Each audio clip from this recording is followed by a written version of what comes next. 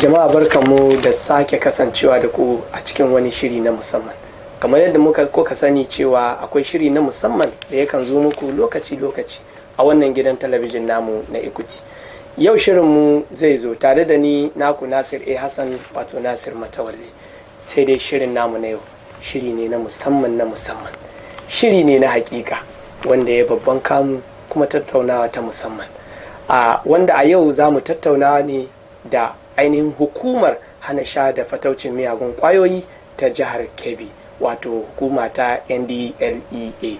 wanda yau za mu tattauna ne akan abin da ya shafi fannonin miyagun kwayoyi da ma fataucinsu, wanda a karkumanta a duk shekara 26 ga watan 6 a wannan hukuma takan yi murnar zagayowa ta ranar hana sha na miyagun kwayoyi da kuma fataucinsu, wanda yau a cikin tattaunawar tamu za mu ji menene ma dalilin samar da wannan rana da aka samar 26 ga watan 6 na kowace shekara na murna ta hana sha da fataucin miyagun kwayoyi, inda a yau za mu yi tsokaci ne da ainihin hukumar gabaɗai, hukumar kacokan ta reshen jihar Kebbi. Dalili a nan kuwa shine saboda muna tare da shugaban wannan hukuma ta ainihin jihar Kebbi, wato Alhaji Usman Suleiman, wanda za mu tattauna da shi akan abin da ya shafi wannan hukumar, tare da kuma ɗaya daga cikin abokan aikinsa wato Malam Ibrahim Garba Kangiwa, wanda shine principal officer na ainihin wannan hukuma reshen jihar Kebbi. Wannan tattaunawa tattaunawa ce wadda za ta ilmantar, za ta kayatar, za ta kuma fito da wasu boyayyun abubuwa, musamman irin yadda mutane suke wa wannan hukuma ta NDLEA gurguwar fahimta. Wasu ma ba su san wani aiki ta sa gaba ba, wani aiki take yi, me muhimmancinta, wani tasiri take da shi ga al'umma. Kafin mu shiga cikin shirin, da farko ya kamata mu wa bakinmu barka da shigowa. Ranka yi barka da shigowa wannan dandali ko in ce zaure namu. Alhamdulillah jama'a, assalamu alaikum. Wa alaikum assalam wa rahmatullahi wa barakatuh. Mun fara jin gaisuwa daga ainihin hukuma, shugaban wannan hukuma wato Malam Usman Suleiman, sai kuma Malam Ibrahim Garba Kangiwa. An kai barka da shigowa. Assalamu alaikum. Wa alaikum assalam wa rahmatullahi wa barakatuh. An kai da farko, wannan rana da aka ce 26 ga watan 6 na kowace shekara, wannan hukuma taku ba wai a jihar Kebbi ba wai a Najeriya ba, a duniya baki daya akan yi murnar zagayo wannan shekara, wannan rana ta ainihin hana sha da fataucin miyagun kwayoyi. Shin me ya samar da wannan ainihin rana, ta yaya aka same ta a tarihance? Alhamdulillah, kamar yadda kai bayani, ranar 26 na watan 6 na kowane shekara rana ce wadda majalisar ɗinkin duniya, wadda turanci ake kira United Nation kenan, ta ajiye don a rika tunasar da jama'a, ba na Najeriya ba na Kebbi ba, duk duniya gaba daya, domin ita majalisar ɗinkin duniya kungiya ce na duniya gaba daya. To abin da ya haifar da wannan aje wannan ranar shine gaba ɗaya duk duniya an ga cewa kalubalen da shaye-shaye na miyagun kwayoyi fatocinsa take haifarwa. Jama'a za su yadda da ni akan cewa duk wani ayyuka na mutanen bata gari kamar su kidnappers, terrorism, masu cultism da sauran dai ile-ilen masu bata gari, duk ayyukan da suke gudanarwa za ka ga cewa ba su iya yi in ba tare da sun sha kayan maye ba. So idan kayan maye kuma aka sha, dama daga mutum ya ta, first point of call, that is inda take zuwa daga mutum ya sata jikinsa shine kwakwalwa, to za ta je ne ta canja yanayin kwakwalwa. Shi yasa za ka ga cewa mutane suna yin abun da ordinarily ba za su iya yi ba. za ka ga cewa kamar misali wani ne yana so ya je ya yi sata, to ka je ka samu mutanen ka anshe dukiyar nasu, me kuma na fyaɗe, za ka ga matan gida lalata a gaban 'ya'yanta ko mijinta, kaga kuma wani a hanya an tare shi, ka anshe mashi kudin, ka anshe mashi dukiyoyin da yake tare da shi, yet ka kashe shi. To in ba don kayan maye ba, in mutum ya mallaki hankalinsa ba zai iya gudanar da irin wayannan mugayen ayyukan ba. So wannan abun kamar yadda a Najeriya muka tsinci kanmu a ciki yanzu, muna da issue na banditry, muna da issue na kidnappers, armed robbers da sauran makamancinsu.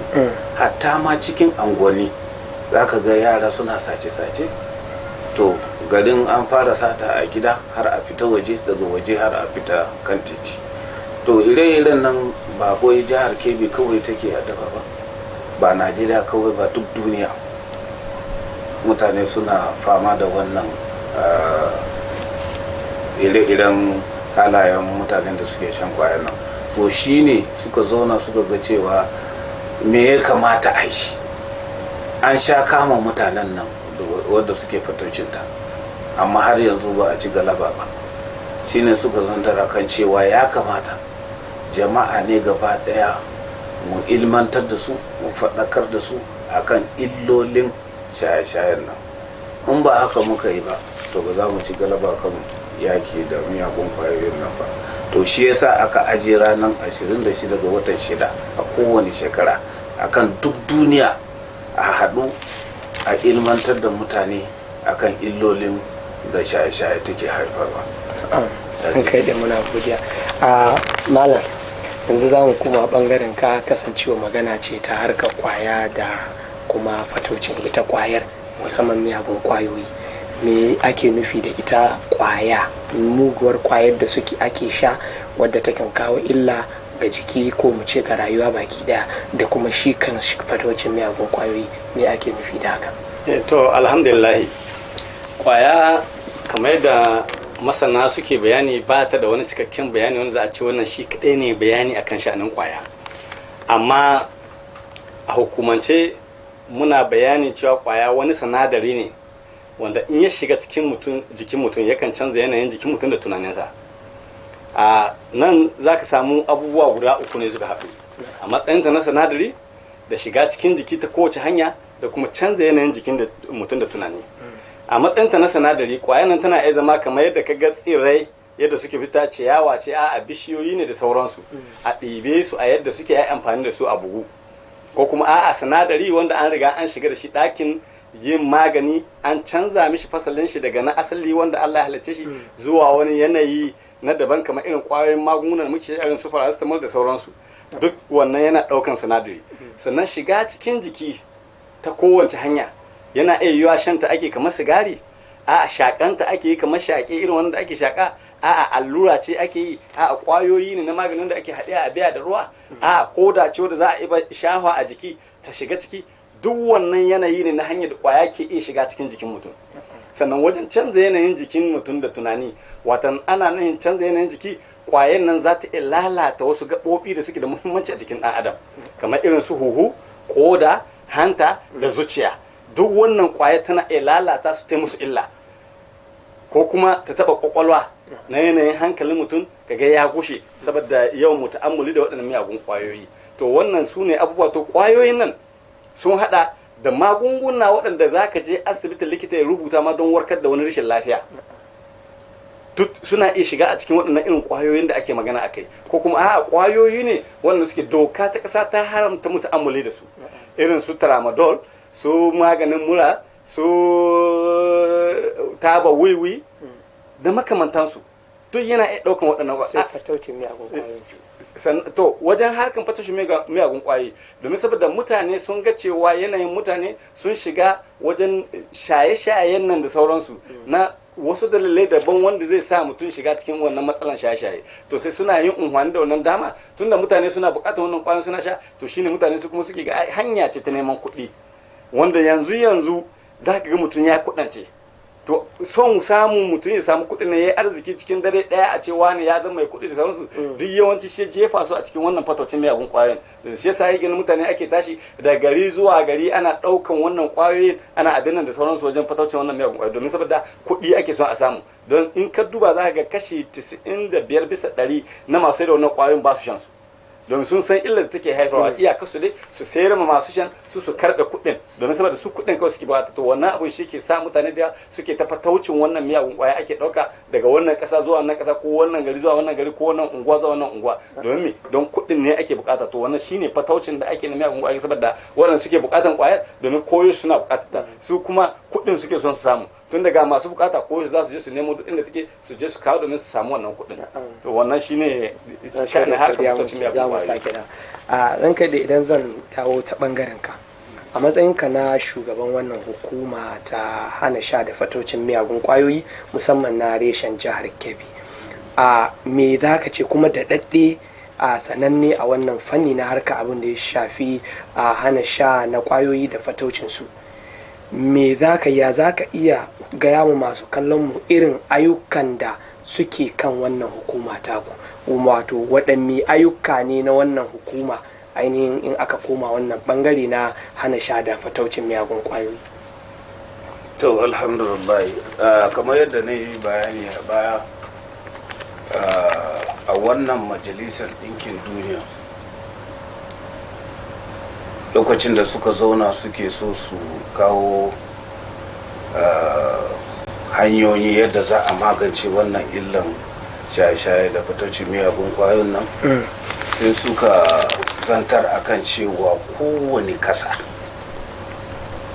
ta kirkiro ma'aikata special wadda aikinta shine kawai ta al'amarin wannan shaye-shaye da fataucinta. So shi yasa a Najeriya a 1989 aka kirkiro da ma'aikatar nan na NDLEA lokacin jadarar Badamasi Babangida ke. So kamar yadda aka kirkiro ta haka kuma aka kirkiro a duk kasashen duniya domin abin da aka zantar kenan a majalisar ɗinkin duniya don ana so a yake ta gaba daya a lokaci da. To wannan ma'aikatan an kirkiro ta ne don a magance wannan illan da ke addaban jama'a. Akwai hanyoyi biyu da muke bi ta wajen wannan yaki. Na ɗaya shine wadda a turanci ake kira supply reduction. Supply reduction shine yadda za a magance illolin da masu nomanta fataucinta suke kawo. Shi yasa in muka fita za mu nemi su waye ne suke sadda wannan magungunan. Idan muka bincika muka gane su to sai mu je mu kama su, mu zo mu yi bincike mu gurbatar da su gaban kotu don a hukunta su. Shine supply reduction ke. Kuma gaskiya shine abun da muka fi sa ido akai lokacin da aka kirkiro da ma'aikatan nan. Yawanci damuwanmu shine mu ga mun kama mutanen nan da suke sayar da kwayoyin nan don su ne suke bata jama'a da yaran. Na biyu kuma hanya ta biyu shine demand reduction. Demand reduction shine ya hada da wadda already suna shaye-shayen nan, me za a yi da su, da kuma waɗanda ba su fara sha ba ya za a fadakar da su akan cewa to gafa illolin wannan abun kar su shiga. To kamar yadda na yi bayani, wannan supply reduction din shine wadda muka sa karfi a kai da bari lokacin da aka kirkiro. Muna ganin kamar cewa idan muka ɗauki ayi wadda ke sayarwa shi kenan an magance abu. To amma da tafiya sai muka ga cewa muna samun nasara a wajen kama mutanen nan, amma kuma har yanzu mutane sai karuwa suke wajen shaye-shaye. To shine muka ga cewa in muka sa karfi sosai a wannan ba mu duba al'amarin mutanen da suke sha da jama'a gaba daya na faɗakarwa ba, to za a samu illa. Domin muddin in akwai mutanen da suke bidan abu, to dole ne fa za a samu masu sai da shi. So shi yasa yanzu aka yi balansin abu. Dole ne mu bi nan da suke fataucinta, amma kuma dole mu yi la'akari da mutanen nan da jama'a gaba daya ma, wadda ba sa sha da wadda kuma suna sha, mu magance su. Wadda suna sha already mu san ya za a yi a taimaka musu, wadda kuma ba su fara sha ba ya za a yi a faɗakar da su don kar su ma samun kansu ciki. To kaji yadda muke abin nan. To kamar yanzu wannan June 26 din nan, wannan 26 ga watan 6 da aka kirkiro, shine na demand reduction din ke, wadda an kirkiro ranar ne wadda za a faɗakar da kan jama'a, ba wai kawai matasa ba ko kuma wa'anda suke sha ba, gaba ɗaya al'umma ne. Don akwai ko da iyaye ne ya kamata a faɗakar da su akan abubuwan da ya kamata su sani, da kuma illolin da yake kunce da bangare na iyaye. Ranka ɗaya za mu zo kan gaba, sai gare ka ranka ɗaya, kasancewar matasa mazansu da mata ma bangaren an koma tsofi, matan aure da kowa hali yanzu sun tsunduma cikin wannan mummunan ɗabi'a ta shaye-shaye. So musamman idan muka duba a nan yanki na jihar Kebbi,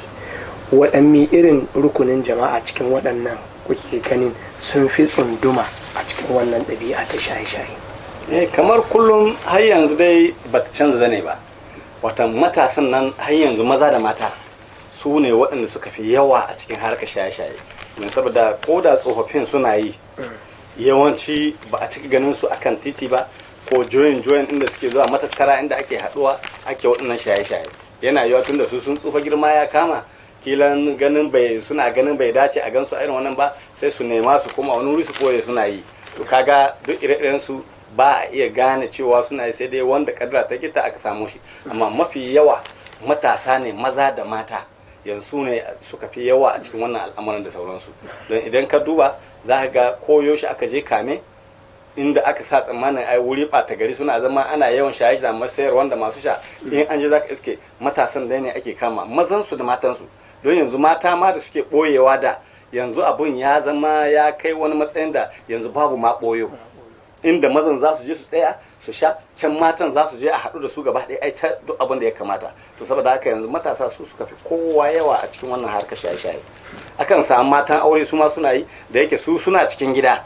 kaga abu ne wanda yake da wahala a gano, sai dai waɗanda aka riga aka sani.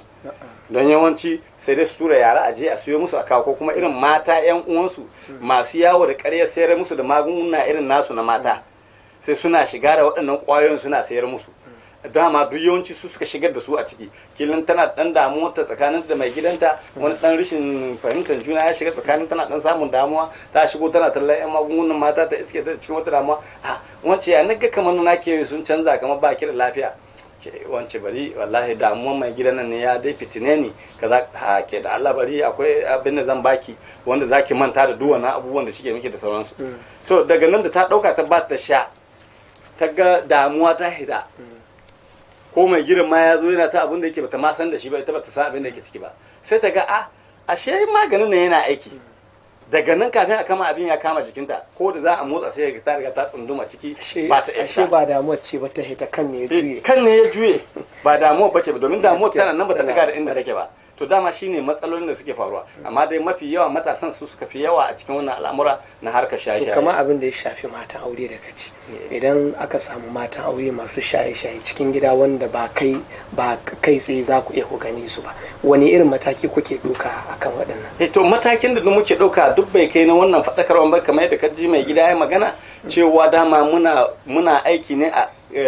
fannoni guda biyu, da na can na kokarin ganin an yi maganin su masu fataucin miyagun kwayan wanda suke kawo suna sayar ma al'umma suna karɓe musu kuɗi, sannan kuma da wannan na wayar da kan jama'a da ilmantar da su game da illar da take tattare a cikin wannan harkar matsalar shaye-shaye. To mukan yi wannan tunda muna zuwa unguwanni, tashoshi mota, kasuwa da sauransu don mu faɗakar da al'umma da kuma ire-iren wannan kafafen yaɗa labarai irin naku gidajen talabijin don mu wayan masu mazaje da kawunan su waɗanne irin alamomi ne za su gani in matarsu ta shiga cikin wannan yanayi su gane cewa ai mata ta fara kilan irin wannan shaye-shayen da ake cewa don an ce alama kaza da kaganta to ka gane wane ya fara shaye-shaye to duk ire-iren waɗannan faɗakarwa da ilmantarwa da bayyanar mutane da yadda alamomi suke na wanda ya fara shaye-shaye to shi yake taimakawa wajen maza so da yawa su gane mata ta hakilin ta shiga cikin wani hali sai ga ko da za su bincika sai su gane ga irin abu ina ki samu ai wance ce to daga nan ne shine ake samu ake maganin irin waɗannan abubuwan sai ya godiya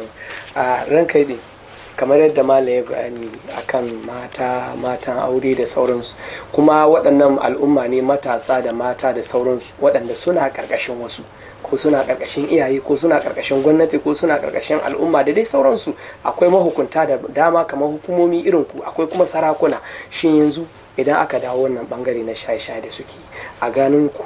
waye kamata a zarga waye ke da haƙƙi musamman bangaren iyaye da sauransu waye fi haƙƙi wajen ganin cewa ya'ya sun shiga cikin wannan hali alhamdulillah wannan abin da yake a mu jama'a gaba daya ba za ka iya cewa ga wannan ko wancan su ne responsible ba abu ne wanda ya shafi al'umma gaba daya kuma dole ne duk muna da role da za mu rawan da ya kamata mu taka wajen magance wannan abun shi yasa za ka ga abu ne wadda wayansu sun tsinci kansu ne ba tare da sanin su ba ko kuma ba da son su suka samu kansu cikin wannan halin ba so shi yasa muka tashi faɗakarwa ban mu restricting kanmu kan ko youth ko kuma kananan yara ko kuma mata ko kuma maza da sauransu a'a kowa don kowa yana da role din da ya kamata ya bi kamar yanzu misali zaka ga yaran mu suka samu more especially university idan yaro yanzu ya samu admission ya shiga jami'a sai ka ga akwai wani abun da suke ce kamar departmental welcome party sai a hada musu party a ce to yan department ana maraba da zuwan to wurin fatin nan sai ka ga su masu fataucin miyagun kwayon nan sometimes masu suke hada party su suke ba da kudi a hada party saboda samun kasuwa don su samu kwastomomi in suka hada fatin nan sai ka ga an yi introducing kwayoyin nan a cikin cold drinks sai ka ga yaro ya sha za ka bude madara abin mineral ko lakasaira ko coke na irin robobi na more special kai dai kasancewa ka bude ta kaji kakakaka kasancewa ba a tafarin da ita ba kenan to hankalinka a kwance za ka sha nan ko ashe an kawo allura an yi injecting in drug din na ciki to daga ka sha ranan ko za ka ji daɗi don za ka yi ma kwana ne kuka yi ko kuma har zuwa wani lokaci ne za ka yi tarawa don kana jin kutsarin jikinka so kuma za ka samu wani god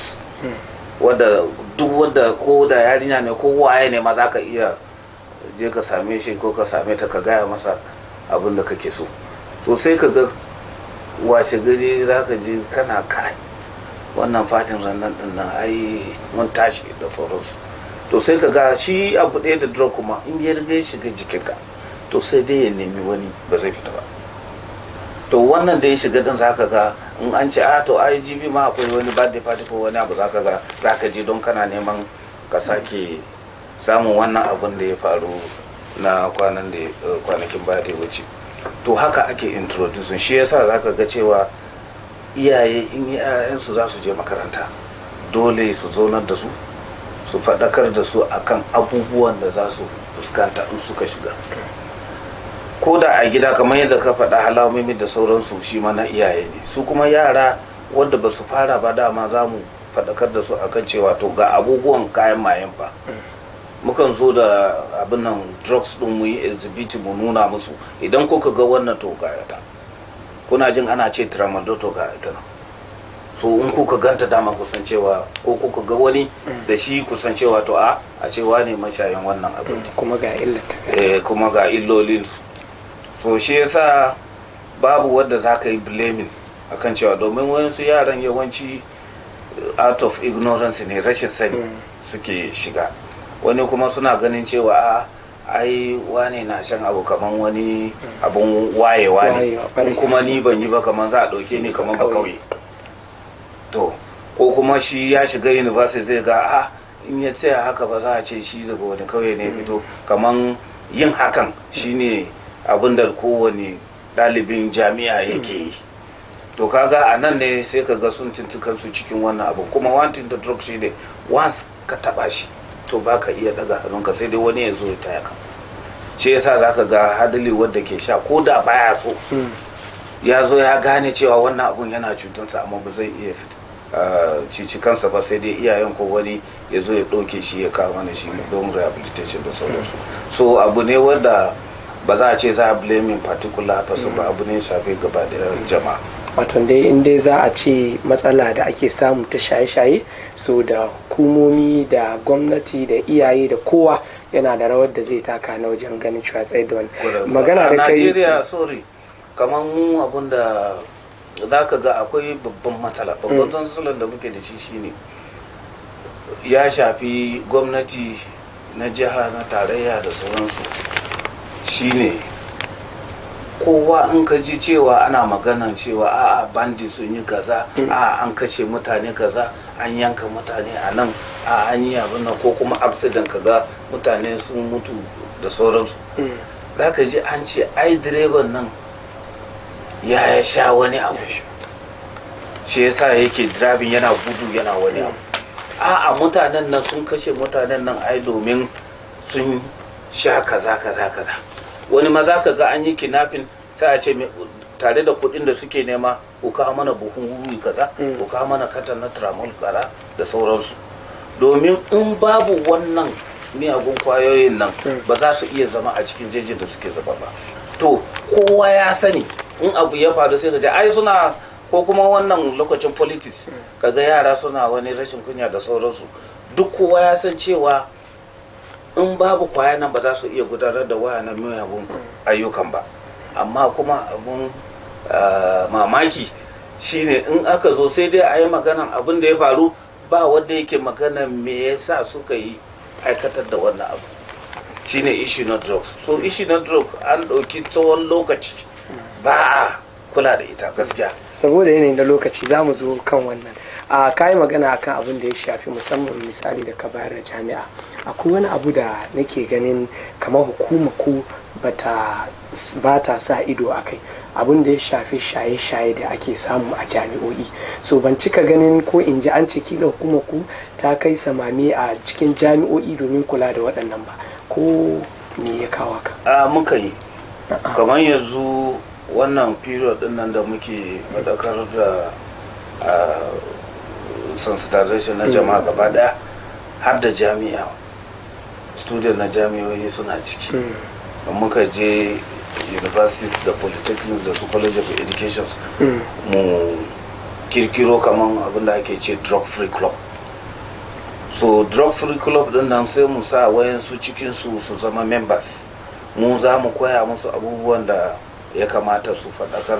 wa 'yan uwansu students a cikin makaranta. To mukan je mu yi, kuma muna collaborating, muna haɗa kai da ma'aikatan makarantu, su da kansu mu faɗakar da kansu akan cewa ga abubuwan da ya kamata su lura a kai. In suka ga wannan, mu ba za mu tsunguma kanmu haka mu shiga cikin makaranta don mu arrestin mutane da sauransu ba. A'a, muna amfani da su ne. Idan su da suke cikin makarantar su yi mana bincike, su gano su waye suke sayar da wayannan abubuwa cikin makarantarsu, so sai su zo su gaya mana cewa gashi. To mu da su din, don kowane university tana da security department nasu, so muna haɗa kai da su ne don mu ciro wayannan da suke bata mana ɗalibai a cikin. An kai da godiya muka yi. Jama'a kar ku manta wannan shiri namu yana zo muku a nan gidan talabijin namu na Equity tare da ni naku Nasir Hassan Nasir Matawalle, inda yau muke tattaunawa akan abin da ya shafi murnar zagayowar ranar hana shan kwayoyi da fataucin ainihin su miyagun kwayoyin wanda ke zuwa a ranar 26 ga watan 6 na kowace shekara, inda yau muke tattaunawa da shugaban hukumar ta hana sha da fataucin miyagun kwayoyi reshen jihar Kebbi, wato malam ko in ce Alhaji Suleiman Usman, wanda shine ke jagorantar wannan hukuma a reshen jiha, tare kuma da ɗaya daga cikin ma'aikatansa wato malam Ibrahim Garba Kangiwa, wanda shine principal officer na wannan hukuma. A jama'a ku dakace mu, za mu ɗan je hutun rabin lokaci a saurare mu. Sahibi ɗan gaske na gaza gane sufofinsa, sahiba ‘yar gaske na gaza rarrabe kwarkwasa, ko haken hali ne ko kyan kama ko ban tsofarsa, ko addini ne ko asali na ce tirkisa, ko yana aka manni kun ga aminu bai gane ba.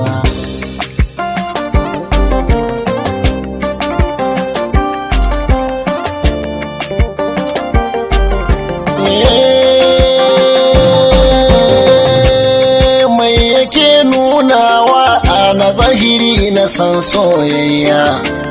san gaba fa jiki ba, balle na bambare shi da gayya, shi ko ba na kala ba, na algashi bulara wayya. Waini wayo kaina, ku taimake na aikin gayya, haska kamin hanya da fitilar sani dan baba. Jama'a barkamu da dawowa hutun rabin lokaci. A ranka dai zan fara ta bangaren ka. A kasancewar masu shaye-shaye, duk da ka dan ɗauko bayanin wannan, suna ganin cewa shaye-shayen da suke yi yana da amfani gare su. So shin me za ka ce akan wannan, na ganin cewa suna ganin akwai wani amfani da shaye-shayen yake yi zuwa gare su, sai ka haɗa mu da kuma da illar da ma shaye-shayen yake a hukumance, kowane illa kuke ganin wannan shaye-shaye ainihin yakan kawo gare su da kuma al'umma baki daya. To masha Allah, mafi yawa duk matasan zaka ga in ka same su meye ne yasa suke shaye-shaye, kowa zai iya baka nashi dalili wanda zai iya sake shaye-shaye, kuma dukkanin su idan ka tattar dalilan gaba daya za ga ba dalilai ne waɗanda su kai mutum ya je shiga shaye-shaye ba. Wani zai gaya ma wata damuwa yake cikinta, shi yasa yake shan wannan ƙwayoyin don ɗaya manta da matsalar da yake cikinta. Amma to idan ya sha ɗin hankalin shi ya kushe, in hankalin ya dawo matsalar tana nan ko ta kushe kenan, kaga zai dawo ya tarar da matsalar tana nan kuma zai ci gaba da shaye-shaye. Wani za ka ga ya ce ma a'a damuwa ce ta cikin gida tsakanin shi da yan uwa ne ko tsakanin shi da iyayen shi shine yake kawo mai wannan abubuwan da yake faruwa shi kisa. Duka dai haka za ka yi ta jin su kowa da irin abun da zai kama wanda yake shaye-shaye. To su kuma za su ma wannan shine amfani shaye-shaye a wurin su, kuma wanda yake wannan ba amfani bane ba, ila lalaci ne da ƙara jefa mutum cikin matsala. Domin matsala in ta taso kamata a duba a ga me ya janyo wannan matsala a yi maganin shi, ba wai a je a sha wani abu don a manta da matsalar, tunda ko an manta da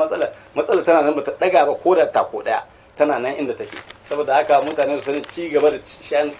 kwaya don mantawa da wata matsala ƙara haifar da matsalar yake yi, bai warkar da matsalar da ta sa aka sha kwayan, shine dalilai da sauransu. Sannan illoli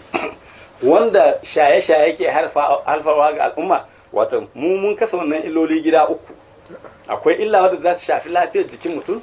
akwai illa wadda za su shafi yanayin tunanin mutum da kwakwalwar shi baki ɗaya, akwai illa wadda za su shafe shi kan shi kuma su shafi al'umman da suke zagaye da shi. To wannan shine gida uku wanda muka kasa illar shaye-shaye. Illa ta farko taɓa lafiyar jikin, kamar yadda na faro tun farkon bayani game da mecece kwaya, na yi maganan tana canza yanayin jikin mutum. Canza yanayin jikin shine kwayan nan za ta iya lalata mutum huhu nashi wanda yake shakan iska da shi, ko ya lalata mutum hanta, ko ya lalata mutum koda, ko ya lalata mutum zuciya, wanda duk ɗaya daga cikin waɗannan gaɓoɓin na jikin wanda suke su ne masu muhimmanci sosai a jikin ɗan adam. Da zarar kwaya ta illatar da ɗaya ta lalata shi, to sai dai a jira lokacin tafiyar mutum. don yana da wahala inda ta yi musu illa mai yawa a ce wai mutum zai iya warkewa daga wannan matsalolin sai dai a jira kawai lokaci yayi in kwana ya kare mutum ya tafi to shine illa ta farko. Illa ta biyu shine illar za ta shafi sha'anin harakar tunanin mutum da kwakwalwar shi. Za a ga mutum zai zama lokacin da ya kamata a ce mutum ya kwanta ya gama yawon shi na rana na neman abinci dare ya je ya kwanta ya huta sai ga wannan lokacin shi kamar lokacin ne gari ya waye mishi saboda matsalar shaye-shaye bai iya kwana, ko ga mutum kawai ya kama ta yawo daga wannan titin zuwa wannan titin ba shi aikin komai sai yawon gari saboda kwayan ta sa shi wannan yawace ba zai iya zama ya huta ba. Ko kuma kaga mutum ya shiga cikin wata irin damuwa wadda ita za ta iya sa ma har mutum ya fara tunanin ya zai ya dauke ran shi da kanshi don ganin yake kamar rayuwar shi ta zama rayuwar banza ba ta da amfani gare shi. Ko kuma kaga mutum koyo shi cikin wani yana wani uzuri na yana son wani kuma babu abin da yake son yi, haka kawai zai ji yana son in kaza kun in ka bincika sai ka iske ƙarya ne babu komi kawai kwaya da take ingiza mutum. Ko kuma kaga mutum ya zo kawai duk wanda yake zagaye da shi yana zargi ne cewa wani yana son ya min wata illa, wani yana son ya min kaza, shi kuma kokari yake ya ga to menene zani in gama da wani kafin ya kawo gare ni. Shi yasa yake ne ko a cikin gida ke samun matsaloli da kana jin an ce ai wani ya ba maman shi kashi, wani ya ba baban shi kashi, ko wani ya ba wan shi kashi, ko ya ba kanan shi ko kuma matar shi ko dan shi ma dan karamin yaro wanda kila ma koyon tafiya yake kaga an ce wai mutum ya zo ya kama wannan yaro ya ba shi kashi, da an tambaye shi ai yaron na ga yana so zai dauko yuka ne soke ne shi yasa ne mai kaza. To duk wannan tunani ne yake canzawa. Ko kuma mutum ya shiga wani yanayi wanda zai dinga jin wasu maganganun da kowa baya ji, ko yana ganin wasu abubuwa wanda kowa baya gani. Da ka tambaye shi kai ina ga kana ta magana kai kadai da zan ce ai sako ne yake karba daga wajen ubangiji ana mai wahayi ne, ko kuma a'a ai mala'iku ne yake gani da suke zuwa suke kawo mai wahayi, ba shi ganin komai. Shi ku da kun gani kun san cewa lalle lamari na hauka ya shiga, amma shi zai ga ma ai shi mala'iku yake gani wahayi yake karba. To duk wannan matsaloli ne wanda ya shafi kwakwalwa wanda kwa take. To wanda ya shafi kuma bayan shi mai shaye-shaye yakan shafan al'umma shine zaka ga mutum shaye-shaye dan makaranta ne ya je iyayen suna kashin kuɗi masu yawa a makaranta don nema mishi ilimi, kaga akan shaye-shaye bai zama makaranta, ko kuɗi ma aka bashi in shi ake ba kuɗi ya je bai kuɗin makaranta sai dai je ya shanye kwaya da su bai biya kuɗin makarantar ba. Ko kuma in ma'aikacin gwamnati ne saboda yanayin shaye-shaye da yake bai isamu ya tsaya yayi aikin da aka sa shi yayi, a ƙarshe me zai faru? An ce an ja mai kunne ɗaya, an ja mai kunne biyu, a ƙarshe koran shi za a yi da aiki. Idan aka kore shi aiki ba mamaki yana da 'yan matar shi da 'yan ɗayan shi guda biyu wanda ɗan albashin nan da yake karba ko da 5,000 ce yakan ɗan soya abincin da za su ci nan, kila a cikin 5,000 ɗin ma za a samu wasu 'yan uwa na nesa wanda zai zo ya ɗan samun 'yan naira ɗaya naira biyu a cikin wannan albashin. Sannan kasuwar garin su ma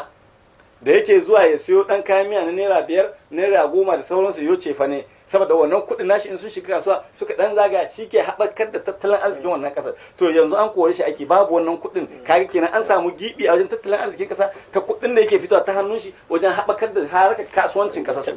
To wannan shine illoli wanda ƙwaya take da shi, wanda ba wai mai shaye-shayen kaɗai ba har sauran al'umma gaba ɗaya abin matsala tana shafa. Ba mu da lokaci sai mu yi arguguje a ranka yi akwai shige da fice da hukumar ku take yi na ganin cewa ta kama masu laifi, ko akwai wani gudunmuwa da kuke samu daga sauran jami'an tsaro waɗanda akwai wuraren da kila ba za a same ku can ba, kama akwai masu zama a bodoji da sauransu kama immigration customs da dai sauransu irin 'yan sanda da sauransu, ko akwai wani gudunmuwa da kuke samu daga gare su wajen gudanar da wannan aikin? Alhamdulillah, kamar yadda kullum muke duk inda muka tuntuɓe mu mukan faɗakar kuma muna kullum neman goyon bayan jami'an tsaro, 'yan uwanmu da jama'a gaba daya. Kamar yadda kai bayani, shi wannan yaki da fatauci da miyagun kwayoyi ba yaki ne na yan dele kadai ba, domin yan dele ba ta ko'ina. Saboda haka dole ne mu haɗa kai da jami'an tsaro gaba daya da kuma jama'a al'umma gaba daya.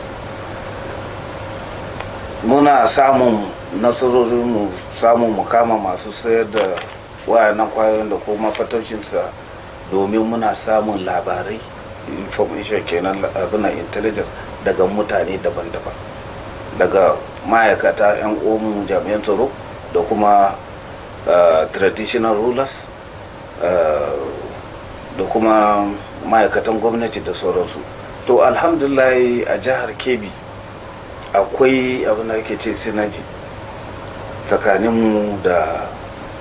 sauran ma'aikatan tsaro, su sojoji, police, custom, immigration da sauransu. Domin bai jima ba ma just satin da ta wuce na je na an shi kwayoyi da jami'an custom suka kama, suka yi handing over mana. So kaga ire-iren nan yana da yawa, kuma gaskiya a jihar Kebbi alhamdulahi muna samun goyon baya daga cikin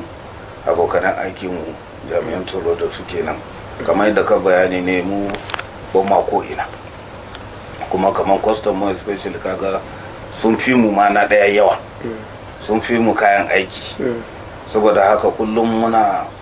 haɗa kai da su don mu samu mu magance wayansu al'amurori da ke adaban mu. To ranka idan za mu duba bangaren har yanzu dai wurin gudanar da aikin ku, kamar akwai wani kalubale da kuke fuskanta musamman a nan mataki na jiha? Kwada kuwa babban kalubale shine kayan aiki. Kayan aiki gaskiya muna da matsalan kayan aiki sosai, kuma kamar yadda aka sani Kebbi tana boda da Niger Republic da kuma Benin Republic. To ɗaya daga cikin kasashen,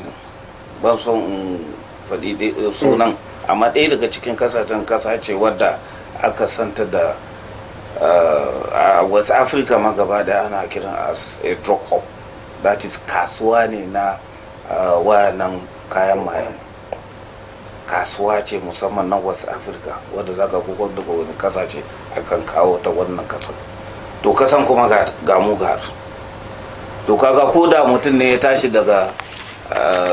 Zamfara, in ya je can in zai wuce Zamfara dole ya biya ta Kebbi.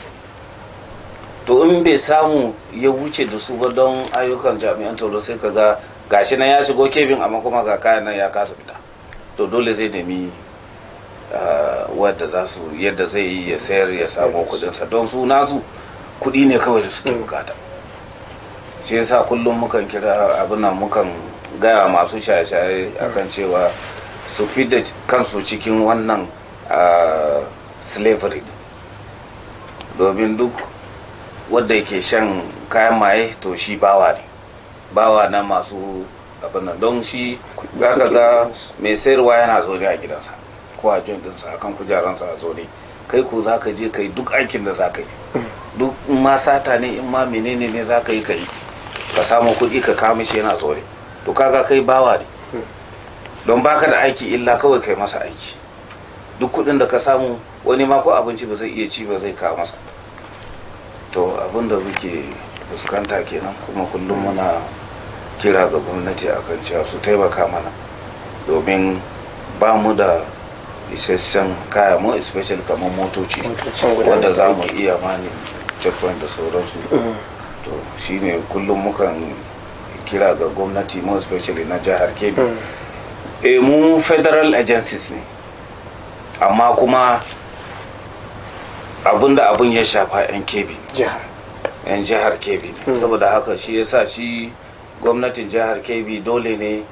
a matsayinta na shugaba ta lura da abin da ya addabi mutanenta. Alhamdulillah dai yanzu wannan, don cikin satin nan ma mun je mun gana da High Excellency matan uwar gidan sabon gwamna Hajiya Zainab Masari, kuma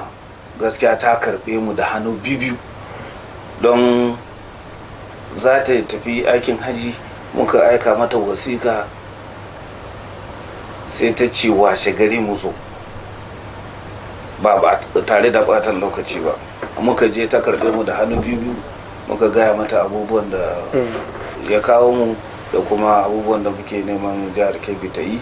To hatta ma abubuwan da hankalinmu bai kai wurin ba ita ta kawo, akan yadda za a addabi abubuwan nan na shaye-shaye da kuma ita Hajiya Nasari. So kuma ta ba mu goyon ba sosai, ta ba mu nata advices din da kuma gudumawanta, kuma ta mana alkawari akan cewa idan ta dawo za ta sake kira mu zauna mu ga yadda za mu fuskanci wannan yaki da shaye-shaye da kuma fatocin miyagun. To ranka idan muka duba rana 26 ga watan 6 na kowace shekara, wannan hukuma ta ku a mataki na bari in ce duniya baki daya tana murnar zagayowar wannan rana domin hana sha da fatocin miyagun kwayoyin da kuke faɗaka ba. So idan za mu dubi shekarar da ta gabata 26 ga watan 6 shekara ta 2022 zuwa yanzu a nan mataki na jiha, waɗanne nasarori kuka samu? Alhamdulillahi da yake akwai goyon bayan da muka samu daga rodin jama'an jihar Kebbi, domin kowa ya san illolin wannan abun, so muka samu information gaskiya a kwarai daga wurin jama'a. Wannan ya sa muka fara raiding din duk wayansu joint din da ake taruwa a yi wannan shaye-shayen. So mukan ɗauki masu sayarwa kuma mu kama masu shaye-shayen zo da su ofis, mu kira iyayensu, domin za ka ga cewa mafi yawanci ma sai ka ga iya ba su san ma 'ya'yansu na wannan halin ba. To amma muka kawo su sai mun insistin cewa dole sai sun kira iyayensu, in suka zo sai mun zaunar da su mu gaya musu to ga halin da 'ya'yansu suke ciki, su da kansu mu faɗakar da su akan to ga abubuwan da ya kamata su na yi, shi yaron kuma mu ilmantar da shi akan illolin wayan nan shaye-shaye. Akwai wasu wanda daga wurin yaya za su ci dala ku rike mana shi don a yi masa abin nan rehabilitation. To mun kama masu sayarwa kuma da yawa mun gurbatar da su a gaban kotu. Game da kuma kwayoyi, mun kama kwayoyi su da yawa, za ka ga akwai yawanci za ka ga mutane ko da wadda na aka taso daga kasan kudu zuwa ko Zamfara ko kuma Sokoto, da yake muna da kamar checkpoints haka a wuri da su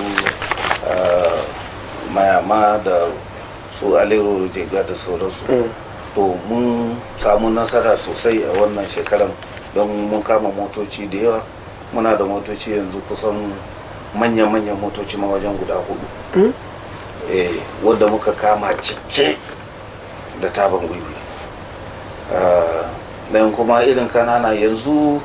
mun kori mafi yawancin masu sai da abubuwan nan a cikin gari zuwa jeji da kuma wuraren da suka ga kaman ba za mu shiga, wasu ma'aikatan da suka ga kaman ba za mu iya shiga kai tsaye ba. To yawanci dai a cikin gari alhamdulillah mun kore su. Yanzu abin da sabon salon da suka fito da shi shine sai su je su kama gidan haya,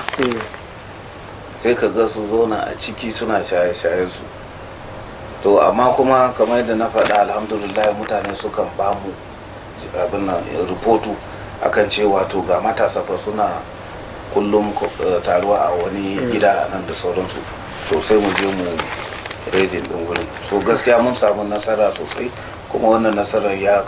samu ne don goyon bayan da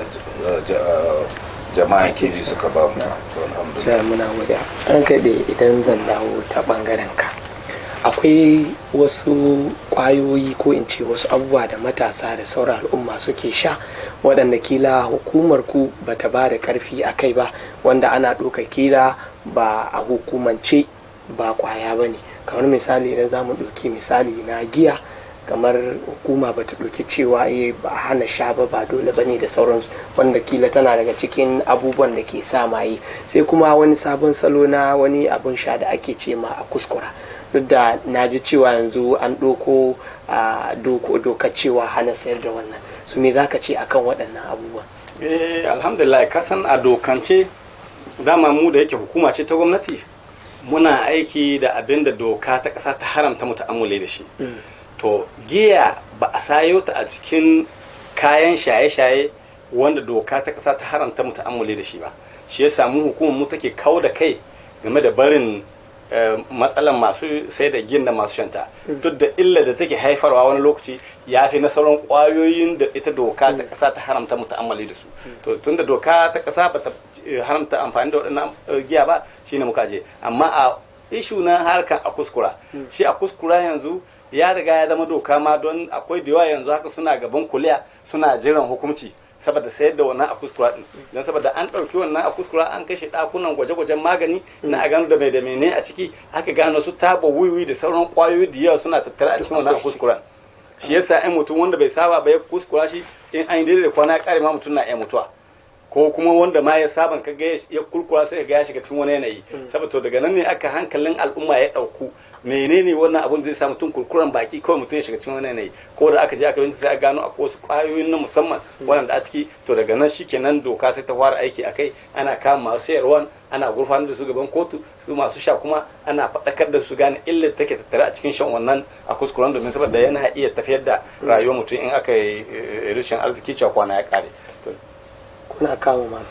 masu shan kwayoyi miyagun kwayoyi sannan kuma kuna kama masu fatocinsu akwai alamomi da kuke ganin wanda ke shan miyagun kwayoyi ku gane so me za ka ce akan waɗannan irin alamomi wanda zai taimaka wa iyaye da in ɗansu na yi za su iya su gane su ɗau mataki da dai sauransu akwai alamomi da yawa wanda iyaye ya kamata su iya ganewa idan ɗansu ya samu kanci a cikin sha'anin harkar shaye-shaye ɗanka ne ka san shi yaro mai tarbiya mai ladabi mai biyayya ba mafaɗaci ba fitinanne ba kawai ɗaya da rana tsaka ɗaya kaga yaro ya zama duk wanda ya taɓa shi a cikin gida kamar rana kowa ya taɓa shi faɗa kaga wannan alama ce wanda ya kamata ka tsaya kai bincike gano shi lafiya ko ɗan nan wanda aka sani mai natsatse wanda har da kamun kai da kunya a ce yanzu yau yaron nan gashi motsi kaɗan faɗa ko kuma yaro ɗanka kaga kilan shi an na ɗaya na biyu na uku a cikin ajinsu in an jarabawa kawai sai ɗaya a waye gari ɗaya kaga yaron ka an ce wai shine yanzu na biyu da na ƙarshe ko shine ma na ƙarshe da sauransu to me ya faru shi ma yana alamomi ne wanda zai sa ka gane yaron ka ya shiga cikin wani hali ko kuma kawai kaga yaro ya fara sa wani kaya ya fara hita irin ta yan shaye-shaye ko kuma kaga yaro ɗaya koyo shi da bakin mabibi a fuska bai son ya haɗa ido da kowa duk wannan ya kamata ko kuma irin al'adar mu da kofar gida ake ma 'ya'ya ɗaki ka biyo da rana tsaka ɗauki kaji yaro ya kunna maganin sauro ko kuma ya kunna turaren wuta da rana tsaka sai ka yi tunanin to me yasa yaro yake kunna wannan abun da rana duk wannan alamomi ne wanda yake nuna yaro ya fara shaye-shaye ko kuma kaga an fara wayewa cikin gida kaji an ce abu kaza ya bata abu kaza ya bata abu kaza ya bata da sauransu to duk alamomi ne wanda za a gane yaro ya fara ko kuma yaron ka wanda ka saba da an yi sallar isha'i ya shigo gida ya kwanta sai ga yaro an waye gari ma kilan har asuba bai yaro bai dawo gida ba to kaga duk waɗannan alamomi ne wanda ya kamata iyaye su fara su dinga lura da su gane yaro na ya fara samun kanshi a cikin wannan matsala na shaye-shaye wato in na fahimce ka kenan da iyaye sun ga ɗabi'un yaro ya sun canza na kowane fanni bangaren mu'amalar sa abin da ya shafi kamar da kace yana doke baya doke yanzu yana doke yana yin kaza ga lokacin bayin kaza amma yanzu yana yi wannan an sun kaga irin ɗabi'un yaro ya sun canza so za su iya fara tuhumar sa da yin bincike akan wannan to muna godiya ranka dai a ranka dai in mun ka koma bangaren abin da ya shafi kama masu fatauci da hukumar ku take yi so akwai abin da jama'a suke kallon wannan abu kamar idan an kama mai sayar da miyagun kwayoyi kwana 1 2 3 sati 1 sai aga kuma an sako shi kuma sako shi din ba wai zai bar wannan ɗabi'a ba ce a'a zai koma sayar da wannan zai ci gaba da sayar da waɗannan fatauci a wannan kwayoyi miyagun kwayoyi da yake har inda wasu suke zargin cewa a aiki la akwai kuɗaɗen da suke bayarwa ana sake su ko me zaka ce domin wayar da kan al'umma akan wannan tunani nasu to alhamdulillah yawanci dama shi yasa za ka ga ofis namu a buɗe take ga jama'a su nemi bayanai akan duk abubuwan da ya shafi al'umuran kuma muka alhamdulillah muka samu kanmu wajen sensitization haka wajen da muke faɗakar da mutane mukan gaya musu abubuwa akan yanayin aikin za ka ga so da yawa za ka ga mun je joint inda ake tarwa a wannan shaye-shayen kamar yadda na faɗa muka je hankalinmu mun fi sawa akan waye ne yake tsayawa domin muka samu muka kama shi alhamdulillah da kuma duk wayar da suke shaye-shaye muka kama su sai mu zo da su ofis shi wannan mai sayarwan za mu ajiye shi a sel masu shaye-shaye kuma kamar yadda na yi bayani a bayana za mu kira iyayensu ne mu gaya musu ga abubuwan da iyayensu suke yi, mai kansilin nasu a sake su, iyayensu su tafi da shi mu faɗakar da kan iyayen akan abubuwan da ya kamata su lura da yadda za su magance wannan abu. Shi kuma wannan mai sayarwa za mu ajiye shi mai bincike. Na ɗaya za mu bincika akan abubuwan da yake da kuma ina yake samun wannan kayan da yake sayarwa, don mu samu interest namu shine mu samu ainihin shi babban dilan. To idan shi wannan din kaman wani abin da muke ce pocket dealer, zaka ga mun same shi a lokacin bai wuce ko rap daya ko biyu yake ba. To in muka aje shi muna amfani da shi ne don mu samu mu kama wa'annan manyan diloli, don su suna zuwa can su saya. So sai ka ga mun yi recruiting nasu su zama mana kaman informant, wadda muke samun intelligent bayanai daga wurinsu akan ayyuka mutanen nan da suke kawowa a buhu-buhu in wiwi ne ko kuma katon da sauransu, manyan dilolin. Wayansu a nan Kebbi suke, wayansu kuma ba a nan ba. Yawanci kamar mu especially yanzu ina tabbatar maka cewa yawancin diloli da suke kawo kwaya a jihar Kebbi ba Kebbi suke zaune ba. So su suka san lokacin da suke shigowa da irin motocin da suke shigowa da shi. To kaga muna amfani da su don mu samu mu kama wayannan manyan. To su wayannan din in ba mutum mun same shi da exhibit, wato kwayan wadda ta kai kiman kaman wadda ta dara kaman wani misali dai haka grams haka mai dan yawa ba, ko da mun kai su kotu za ka ga alkalai sukan gaya mana cewa ba mu da counseling and rehabilitation unit ne, domin wannan aibata shi pocket dealer ne da sauransu bai kai in muka ce za mu tara mutane nan ina muke da wurin da za mu aje su a su. To shi yasa za ka ga wayannan sai mu aje su mu faɗakar da su akan illolin abubuwan da suke, domin za ka ga wani shi ya ja sai ne na 1,500 ko wani 2,000 sa ya zo ya kukulla haka yana sayarwa, wani za ka ga ya bar makaranta ne. To sai mu faɗakar da shi akan wannan sana'a ba sana'a bace mai kyau, ga sana'o'in da ya kamata yi, ga illolin abubuwan da yake. To idan muka yi kansilin shi yasa za ka ga cewa muka aje su ko da na sati ɗaya ko biyu sai ka ga mun sake su, domin doka ta bamu wannan dama. Muka kama irin wayannan mu yi amfani da su don mu samu mu kama manya, su kuma mu faɗaitar da su akan illolin abubuwan da suke, in ma sha suke yi mu gaya musu faɗakar da su akan illolinta da kuma illolin fataucinta. To kaga muka samu sai mu handin nasu over mu ba da su wa iyayensu. To kaji, to amma abin da yasa zaka ga jama'a sai su ga cewa kaman in mun je mun kama nan da nan, su suna duba wuraren nan da ake taruwa ne, domin sun san cewa mun je mun ɗauke wannan mun kama shi. Wani ma ba su san waye yake sayarwa, an dai san cewa akwai wadda ke sayar da maganin a wurin. To abun mamaki shine zaka ga bayan mun ɗauke shi, wani ma sai ka ga bayan awa ɗaya biyu sai ka ga an sake taruwa. Wani nan da nan dama yana neman wurin, shi ma ya fara da yake an ɗauke da sai ka ga shi ma ya je ya kama wurin ya fasa sayarwa, ko kuma washe gari ka ga wani ya zo ya kama wurin. To sai ka ga mutane sai su ga kaman cewa a wadda muka kama ne muka saka. So da yawa za ka ga jama'a an suka zo sai muka bude musu sai su shi to ba mu san cewa haka ba. To kaji illolin da shi yasa za ka ga kaman wata rana in muka je muka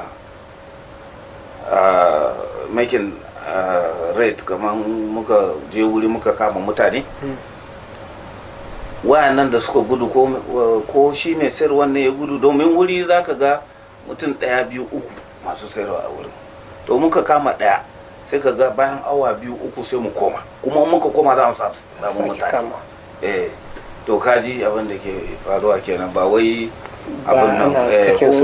wanda dai muka samu da exhibit mai yawa su muke ajewa mu gurfanar da su game da gaban kotu. Amma irin waya nan kananan muka aje su ne na dan tsawon lokaci kuma mu fadakar da su sai mu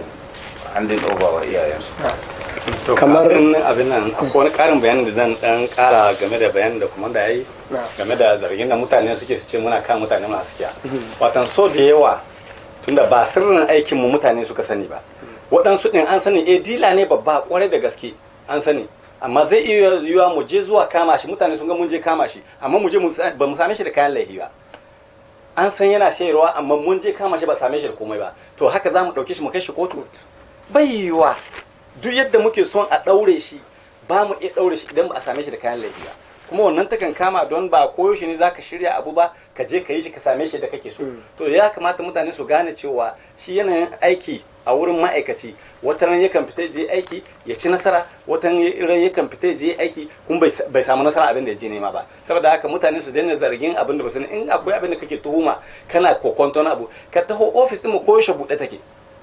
Duk lokacin da mutum ya zo neman wani bayani game da wani abu da muka yi za mu zauna da shi mu yi bayani yadda zai fahimce mu, ba wai a kuma a zauna ana ta yawanci ma za ka ga ba su ma san me yake ba, sai dai ga ɗaya mutum an zauna gindin bishiya inda ake ta waɗi ban za faɗi obi kaga an ɗauko wani topic ɗaya ana ta magana akai ana zargin mutane kuma babu ƙanshin gaskiya a cikin abin da ake faɗa. To shine wannan hakikanin abin da mutane suke. Akwai ma wayansu za ka ga sun ce bayan da muke kawo ma muna sake sayarwa. Don akwai wani wanda yake magana sai na wani wanda ya ce gashi abin da ya je sai na ce hakan mutane suka faɗa amma zo sai na ɗauke shi na kai shi inda muke ce exhibit room na buɗe mishi da ya ga abin da ke ciki abin mamaki sai ya ga yawan quantity na exhibit da ke ciki bai taɓa tsammanin cewa akwai abu haka. Ya ce wannan gaba daya a nan jihar Kebbi aka kama ka ce kwarai ko to kaji. To sai in muka koma a gurguje bangaren abin da ya shafi waɗanda kuke kamawa kamar masu sha ba masu abin nan ba masu fataucin ba, kamar akwai tsarin da kuke yi na ajiyar su na kwanaki da sauransu, me za ka ce akan wannan? Saboda kilo su iyaye akwai iyayen da suna son samu wannan dama na su ɗauki yaran su kai domin a kula musu, kamar yadda kace ku kuna da hanyoyin da za ku iya ba su shawarwari sama ga iyayensu, saboda za ku kuka san illolinta waɗanda idan kuka gaya ma yaro kila zai guji abin. Kwarai da gaskiya alhamdulillah jama'a kusan yawanci yanzu sun fara sanin cewa lallai muna da wuraren da muke ajiye waɗanda suka samu kansu a cikin matsala na shaye-shaye, kamar yadda komanda ya yi bayani tun farko cewa mutum fa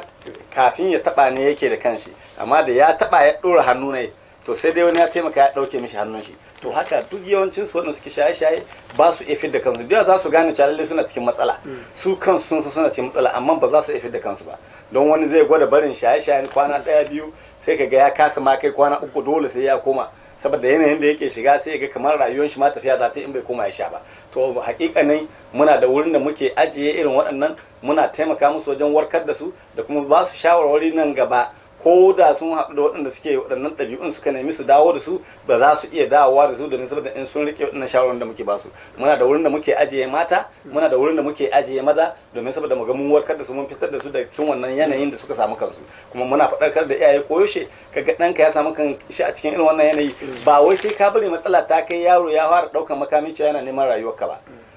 sannan za ka ɗauko shi kawo shi don a taimaka a fita shi daga cikin wannan yanayi. Sannan masu 'ya'ya mata waɗanda a cikin wannan kas su ji kunya cewa wai a ji cewa 'yata tana wuri kaza, a gara ka ji kunya cewa an waye gari baka san inda 'yarka ta shiga ba, don wata za ta iya sati ɗaya wata ɗaya wata fiye ma ba a san ma ina take ba, amma don an ji cewa 'yarka tana wurin mu ana warkar da ita ana kokarin fitar me abin kunya a ciki, balle ma idan ɗanka yana wurin mu ko mace ko namiji, sai dai in kai ka je ka yi shela a gari cewa yaron ka yana wuri kaza, amma in ba kai ka je ka faɗa ma wani ba cewa 'yarka ko ɗanka yana wuri kaza, babu wanda zai san yaron yana wannan wurin. Kuma duk lokacin da yaron ya bar wurin mu ya dawo, idan ma yaron ya ce a'a ya je Ingila ne ko America, ko ganshi in ya faɗa kana ba zai gaddama ba akan yanayin da zai ga yaron. Saboda haka muna kira ga mutane su san cewa hukumar mu lalle muna da wurin da muke ajiye yara waɗanda suka yi nisa cikin shaye-shaye don warkar da su, mu dawo da su su zama mutane na gari don su zama masu amfani a al'umma a iyayensu da sauran gari baki ɗaya. Saboda haka muna kira gare su duk wanda ya samu matsala ya garzo ya zo za mu taimaka mishi insha Allah. Rankai da muna godiya, mun ji kira zuwa ga iyaye. A da ƙarshe rankai da babu lokaci, wani kira za ka yi zuwa ga gwamnati da sauran al'umma musamman masu hannu da shuni a gurguje? To alhamdulillah na farko kilin da zai shi ne game da ga gwamnatin jiha Kebbi akan cewa wannan abun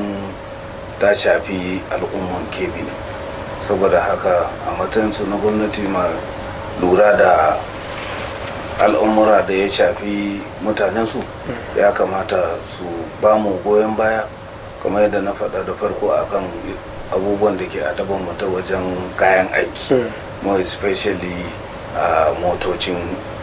da zamu na amfani da shi. Na biyu kuma ina kira ga manyanmu masu hali akan cewa wannan abun ba na gwamnati ba ne kadai, ba na ba na NDLA ba kuma na gwamnatin jiha kawai ba, har da al'ummanta. Saboda haka duk wanda yake da halin da zai iya taimaka mana muna kiranta ga jama'a masu hali akan cewa su taimaka mana mu haɗa gwiwa mu yaki wannan abun da ke daban jihar mu gaba daya. Kai muna godiya jama'a, wannan shine karshen shirinmu na wannan lokaci. Yau 26 ga watan 6 na shekara ta 2023, ɗaya daga cikin ranakun da wannan hukuma ta hana sha da fataucin miyagun kwayoyi ta ke murnar zagayo wannan rana, wadda rana ce ba ta Najeriya kaɗai ba, rana ce ta duniya. Kar ku manta a wannan jiha tamu ta Kebbi muna da masu hannu da shuni waɗanda konansu zai iya ba da gudunmawa ga wannan hukuma. Idan muka duba a jihar Kebbi akwai masu hannu da shuni sama ga 200 sama ga 500, wanda da za a samu mutum 50 daga cikinsu kowane ɗaya ya ba da mota ɗaya wadda za su yi wannan aiki da shi, ƙaramin abu ne gare ku. Don haka ba wai gwamnati kawai za a bari ba, masu hannu da shuni, sarakuna, sauran al'umma, kuma za ku shigo a dama da ku. Da wannan nake muna fata alkhairi a madadin ni kaina da bakin nawa da kuma injiniyoyin waɗanda suka taimaka na ganin cewa shirin ya isa ainihin zuwa gare ku. Mu haɗu a shiri na gaba a cikin shiri na musamman. Wassalam.